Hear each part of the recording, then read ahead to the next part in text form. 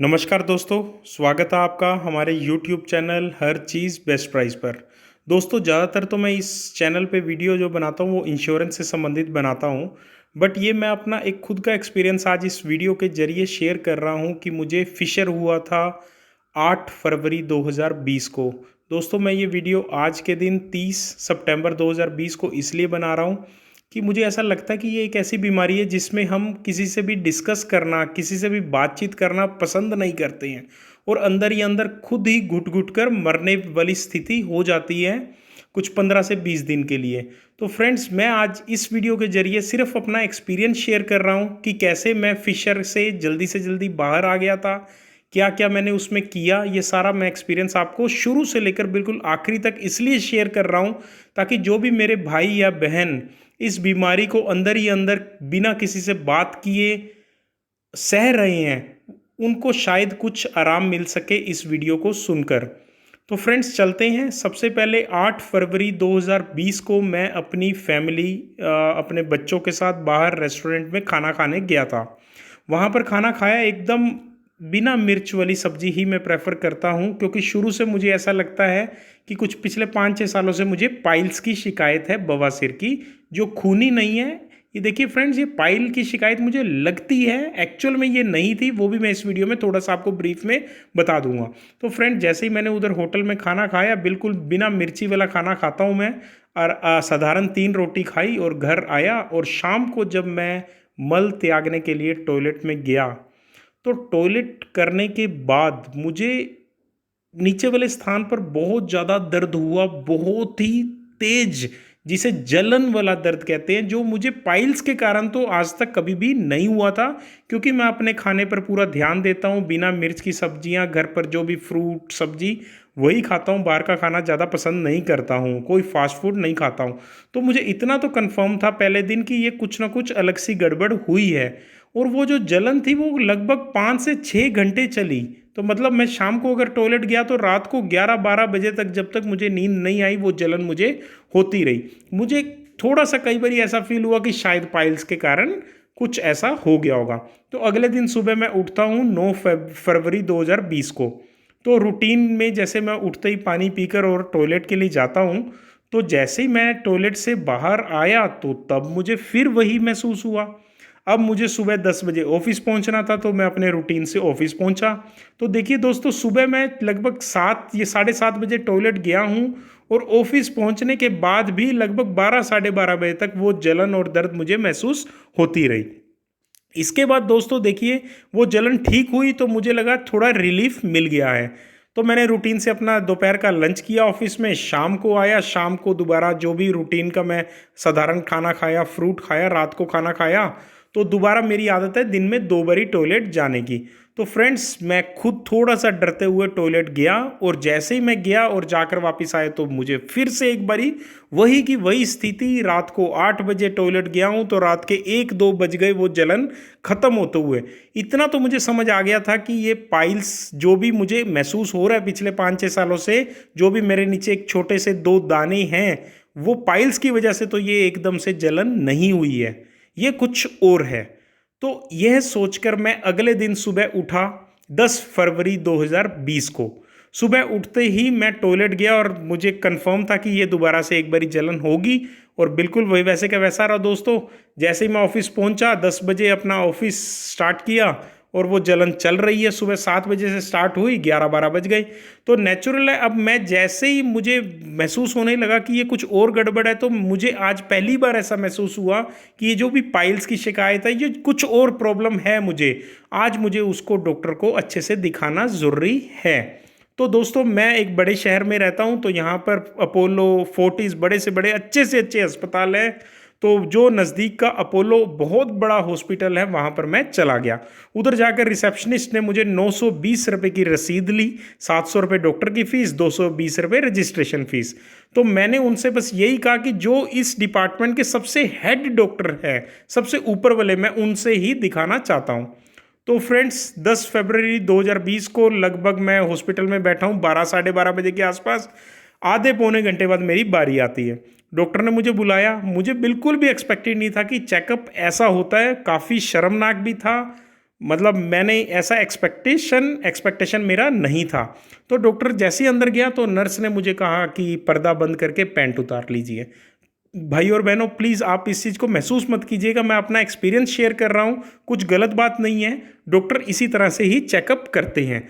तो उन्होंने, जब डॉक्टर ने अंदर हाथ डालकर देखा तो उन्होंने मुझे ये बताया कि आपको पाइल्स की शिकायत नहीं है। जो आप पिछले 5-6 सालों से सोच रहे हैं कि पाइल्स है, ये पाइल्स नहीं है, बवासीर नहीं है, ये फिस्टुला है। तो दोस्तों, फिस्टुला को हिंदी में हम कह देते हैं बगंदर। ये मुझे 5-6 सालों बाद पहली बार पता चला कि मुझे पाइल्स की शिकायत ना होते हुए फिस्टुला है। अभी डॉक्टर ने ये कहा कि फिस्टुला का तो इलाज सिर्फ और सिर्फ सर्जरी, जो कि मैं एक बारी सुन के डर गया। तो दोस्तों, मैंने डॉक्टर से पूछा कि ठीक है सर, ये तो 5-6 सालों से चल ही रहा है, इनको मैं कम डाइट से, कम मिर्चें खाकर, बाहर का खाना ना खाकर मेंटेन कर ही रहा हूँ, तो ये तो सर्जरी अगर मैंने करवानी होगी तो बाद में करवा लेंगे। एक बारी आप प्लीज़ मुझे इसका, जो मेरे जलन हो रही है वो क्या चीज़ है। तो डॉक्टर मुझे एग्जैक्टली बता नहीं पाए काफ़ी देर तक, वो बताना नहीं चाह रहे थे, या डॉक्टर का सिर्फ ध्यान एक ही चीज़ पर था कि सर्जरी ही करवाई जाए, जिनसे शायद उनका जो बिल है ज़्यादा बने। ये एक नेचुरल चल रहा है आज के डेट में।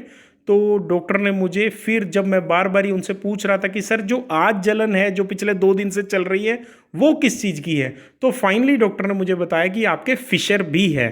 तो प्रिस्क्रिप्शन पर उन्होंने मुझे 2 फिस्टुला हॉर्स शेप्ड लिख दिया उन्होंने, अंदर से जॉइंट है दोनों का, और एक फिशर बताया है।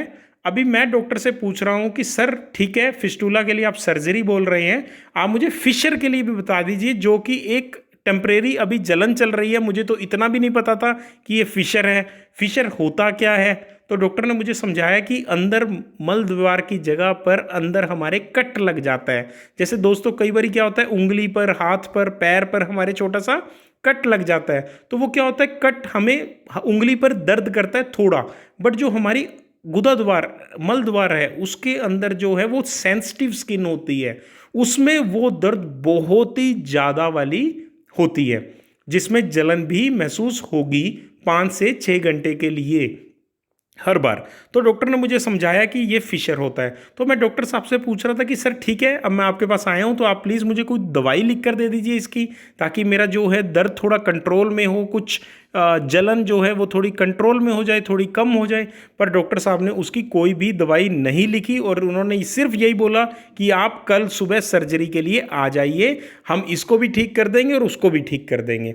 मेरे को वो बात उचित नहीं लगी, तो घर आकर थोड़ा सा मैंने और गूगल में देखा, थोड़ा और यूट्यूब से समझने की कोशिश की कि ये फिशर क्या चीज़ है, फिस्टुला क्या चीज़ है और पाइल्स क्या चीज़ है।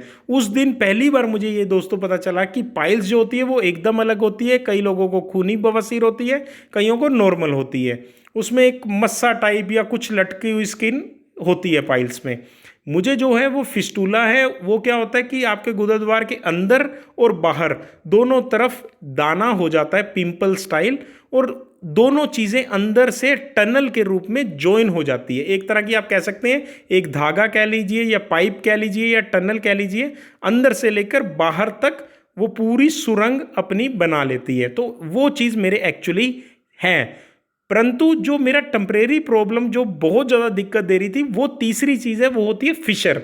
अंदर मेरे कट लग गया था। तो दोस्तों, मुझे खुद, जैसे मैंने बहुत ज़्यादा गूगल किया तो मुझे याद आया कि जिस दिन 8 फरवरी को मैंने खाना खाया था, उस दिन एक दिन पहले मैंने कुछ एंटीबायोटिक ली थी दांत के दर्द के लिए, जो कि मेरा सही भी हो गया था। पिछले 2 दिन से मैं एंटीबायोटिक ले रहा था। तो मुझे कहीं ना कहीं से पता चला कि ये गर्म चीज़ खाने की वजह से भी, कई बारी ज़्यादा प्रेशर पड़ने की वजह से हमारे अंदर फिशर, जो कट लग जाता है। तो मुझे ये चीज़ तो एहसास हो गई कि जो एंटीबायोटिक्स थी वो स्ट्रॉन्ग होंगी, उन वजह से शायद मल त्यागते समय मुझे कट लग गया होगा। इतनी बात तो मुझे समझ आ गई कि ये जो कट लगा है इसको अब जल्दी से जल्दी सही करना है। परंतु दोस्तों, जैसे मैंने देखा तो इसका सबसे सरल और सबसे सही उपाय जो है वो ये है कि अगर आप घर पर रह रहे हैं तो दिन में 3, 4 या 5 बारी गुनगुने पानी से लेकर हल्का सा, जो ज़्यादा गर्म, मतलब बहुत ज़्यादा गर्म नहीं, गुनगुने से लेकर थोड़ा अधिक गर्म पानी आप एक टब में डाल लीजिए। उस टब में आप एग्जैक्ट 20 मिनट बैठिए। ऐसा आप दिन में 4 से 5 बारी करेंगे, जो मैंने किया। मैं अपना एक्सपीरियंस आपके साथ शेयर कर रहा हूँ। दिन में मैं ऑफिस में जाकर सुबह टब में बैठता था, ऑफिस से आके शाम को 6 बजे बैठता था, और रात को फिर एक बारी सोने से पहले 10 साढ़े 10 बजे बैठता था। दोस्तों इससे क्या होता है कि एक टेम्परेरी बड़ा अच्छा रिलीफ मिल जाता है। मान लीजिए अभी मैं टॉयलेट होकर आया हूँ, एकदम जलन बहुत ज़्यादा वाली है, तो टब में आप बैठ जाइए हाथों हाथ टॉयलेट से जाते ही, और जब आप टब में बैठेंगे तभी आपको 1 सेकंड में ही ऐसा लगेगा कि आधे से ज़्यादा आपको रिलीफ मिल गया है, आपको आराम मिल गया है। ऐसा करने से अगर आप घर पर रह रहे हैं तो प्लीज़ मैं आपको पर्सनली रिक्वेस्ट करूंगा, जो भी व्यक्ति घर पर रह रहे हैं वो 5 6 बारी भी यही कर लीजिए। इसका कोई भी नेगेटिव नहीं है, हर चीज़ पॉजिटिव में ही मिलेगी आपको।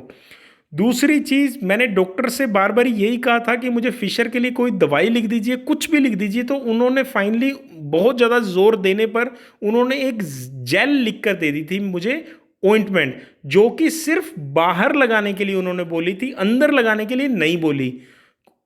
मैंने उनसे पूछा कि इसका क्या मतलब, क्या इसका रिलीफ क्या मिलेगा, तो उन्होंने यही बोला कि आपकी वो स्थान जो है वो सुन्न हो जाएगा। तो सुन, तो दोस्तों वो जैसे मैंने 2 3 बारी जेल लगाई, मुझे कुछ भी नहीं महसूस हुआ। मतलब मेरे कहने का मतलब जलन में कोई भी आराम मुझे नहीं मिला, सिर्फ वो हल्की सी सुन्न हो जाती थी, 5 10 मिनट बाद वैसे का वैसा हो जाता था। तो मुझे एक परमानेंट कोई भी फटाफट से उसका आराम नहीं मिला। तो दोस्तों मैं टब में बैठता रहा और किसी तरह का मैंने कोई इलाज नहीं किया। अगले दिन 11 तारीख को मैं गया हेम्योपैथिक डॉक्टर के पास, जिन्होंने उन्होंने मेरी सारी बात को समझा। अपोलो की उन्होंने प्रिस्क्रिप्शन की पर्ची भी देखी, उन्होंने अपनी तरफ से मुझे हेम्योपैथिक की दवाइयाँ लिख कर दे दी, और उन्होंने यही कहा कि आप गर्म पानी के टब में, गुनगुने पानी के टब में बैठिए। मैं वैसे ही बैठ रहा था।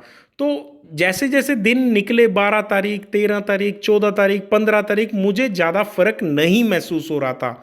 मतलब कि दर्द और जलन वैसे का वैसा, दिन में 2 बारी टॉयलेट जाऊंगा तो 2 बारी जलन रहेगा, 6 घंटे तक हर बारी, एक बार जाने पर 6 घंटे तक की जलन रहती थी।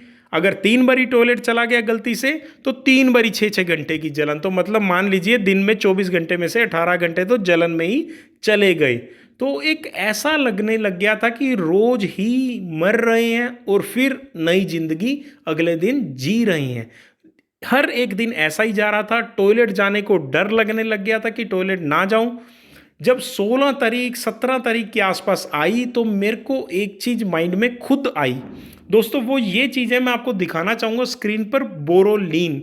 दोस्तों आपने ना बोरो प्लस का नाम जरूर सुना होगा, हर व्यक्ति के घर पर बोरो प्लस जरूर होगी। मैं आज से लगभग 25 सालों से ये बोरोलीन का इस्तेमाल अपने घर पर कर रहा हूँ। मेरे घर में अगर 2 कमरे हैं तो दोनों कमरों में मैं एक एक ट्यूब हमेशा से ही रखता आ रहा हूँ।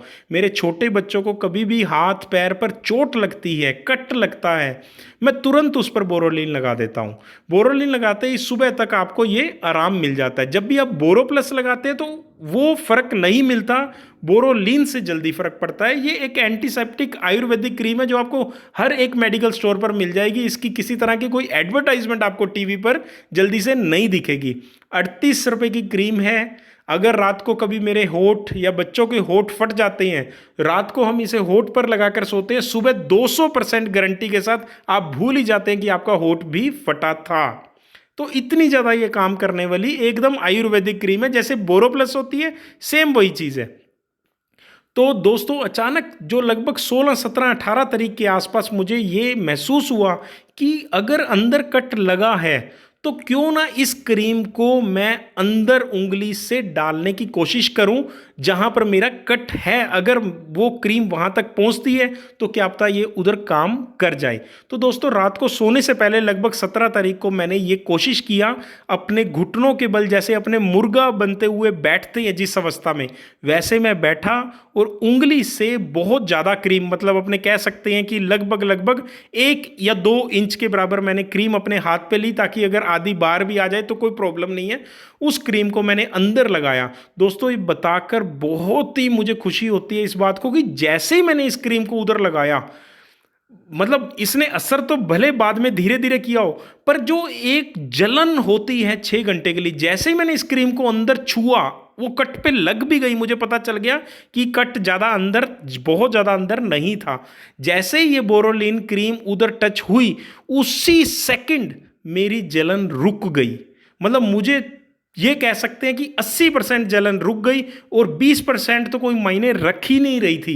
मतलब 20% वाली जलन तो हम सारा दिन लेकर चल ही रहे थे।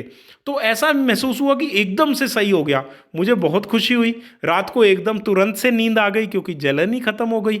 सुबह उठा, टॉयलेट गया, दोबारा से जलन स्टार्ट हो गई, क्योंकि देखिए कट तो सही होगा नहीं रात रात में। तो मुझे इतना खुशी थी कि अगर मैं टॉयलेट से आ रहा हूँ, मेरे जलन है, तो मैं तुरंत वो जो है टब में बैठूंगा गर्म पानी में, 15-20 मिनट आराम रहेगा। थोड़ा सा कह सकते हैं टब में बैठने से 50 से 60% आराम टेम्परेरी मिल जाता है, पर जैसे ही आप टब से खड़े होते हैं तो वो जलन जो है 70-80% दोबारा हो जाती है।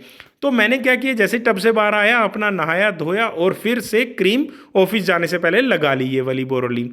अभी जैसे ही ये बोरोलिन लगाई, दोबारा से वो जलन बंद हो गई, केवल 10 से 20% जलन रह गई। मैं खुश था कि कम से कम कुछ टेम्परेरी आराम तो मिला। जो जिंदगी मतलब रोज की ऐसी कट रही थी, कम से कम उसमें थोड़ी सी रिलीफ, थोड़ा आराम आया। दोस्तों वही मैं करता रहा, दिन में 2 से 3 बार, टॉयलेट जाऊं या ना जाऊं, 2 से 3 बार ये मैं क्रीम लगा लेता था। सुबह लगा लेता था टब में बैठने के बाद, दोपहर अपने शाम को 6 बजे ऑफिस से आए, टब में बैठे, फिर बोरोलिन लगा ली। रात को आए, रात को 10-10:30 बजे टब में बैठे, उसके बाद सोने से पहले बोरोलिन लगा ली। दोस्तों एकदम से आराम मिलता रहा, एक विश्वास सा जाग गया कि शायद ये सही हो जाएगी। ऐसा ही मैंने किया। 18, 19 तारीख, 20 तारीख, 21 तारीख, 22 फरवरी को मुझे ऐसा महसूस हुआ कि मैं पोटी कर कर अपने मल त्याग कर आया हूँ, पर मुझे जलन शायद नहीं हुई। दोस्तों इतने दिन तक जलन होने के बाद एक समय ऐसा आता है कि जलन ना भी हो तो भी आपके माइंड में वो चलता रहेगा कि शायद हो रही है। मतलब एक वो वैसा पीरियड पूरा 15 दिन का जो था, ऐसा बनता जाता है कि आपको खुद ही फिर ऐसी फीलिंग आने लग जाती है कि अब तो जलन होती ही रहेगी, रोज़ ही होगी, सारी ज़िंदगी होती रहेगी। दोस्तों 22 फरवरी को मुझे थोड़ा थोड़ा रिलीफ मिल गया। तो फिर जैसे ही मैं शाम को दोबारा गया, मुझे फिर एक बारी कॉन्फिडेंस आया कि ये तो जलन बंद होने लग गई है। पर मैंने बोरोलिन लगाना नहीं छोड़ा। 23 तारीख को फाइनली जब मैं सुबह उठा दोस्तों, बहुत खुशी हुई मुझे। मैं टॉयलेट होकर आया और 0% जलन, मैं एकदम खुश था। जो चीज़ मैंने सोची भी नहीं थी, कि मुझे ऐसा लगने लग गया था कि इस बीमारी से बाहर निकलना नामुमकिन है। पर दोस्तों सिर्फ गर्म पानी में बैठने से और इस बोरोलिन की वजह से, मैं अपना एक्सपीरियंस शेयर कर रहा हूँ कि मैं एकदम 16वें दिन, 16 दिन बाद एकदम ठीक हो गया। तो आशा करता हूं दोस्तों कि आप भी जल्दी से जल्दी इस बीमारी से छुटकारा पा लें। अगर आपको उचित लगे तो आप ट्राई कर लीजिएगा। बात जो आपका गर्म पानी का टब है, वो तो हर डॉक्टर आपको सजेस्ट करेगा, हर एक गूगल यूट्यूब में आपको मिल जाएगा। ये चीज़ मेरे एक्सपीरियंस पर मैं आपको बता रहा हूँ, एक बारी ट्राई कर लीजिएगा। बोरो प्लस जैसी होती है वैसी ये क्रीम है। अगर आपको वीडियो पसंद आई तो प्लीज़ लाइक ज़रूर कर दीजिएगा, और दोस्तों अपनी बीमारी को छुपाइए मत, लोगों को बताइए, शेयर कीजिए ताकि उनका हौसला बढ़े। और ज़रूर प्लीज़ डॉक्टर के पास जाकर अपना चेकअप ज़रूर करवाइए, ताकि आपको पता चल जाए कि आपको पाइल्स है, फिस्टुला है या फिशर है, ताकि आप उसका सही इलाज करा सकें। धन्यवाद दोस्तों।